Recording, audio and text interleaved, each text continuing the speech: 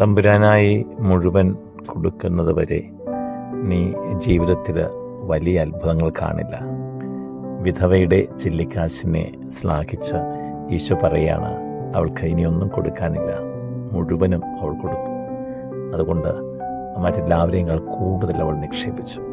പ്രിയമുള്ളവരെ, നമ്മൾ നമ്മുടെ ജീവിതത്തിൽ ലോഭമില്ലാതെ ഒന്നും മാറ്റിവെക്കാതെ, കർത്താവിന് അങ്ങനെയാണ് വേണ്ടത്. നമ്മുടെ പാർഷ്യലായിട്ട് ഭാഗികമായിട്ട് ദൈവത്തിന് വേണ്ട നമ്മളെ മുഴുവനായിട്ടും പൂർണ്ണ മനസ്സോടും പൂർണ്ണ ശക്തിയോടും പൂർണ്ണ ആരോഗ്യത്തോടും എന്നല്ലേ ദൈവത്തിൻ്റെ വചനം പറയുന്നത്. നീ അവിടുത്തെ സ്നേഹിക്കണമെന്ന്.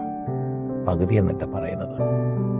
ദൈവത്തിന് നിൻ്റെ പകുതിയല്ല വേണ്ടത്, നിന്നെ മുഴുവനായി കിട്ടിയാൽ അത്ഭുതങ്ങളുടെ അടയാളങ്ങളുടെ ഒരു വ്യക്തിയായി നീ രൂപപ്പെടുന്നത് കാണാൻ സാധിക്കും. ആമേൻ.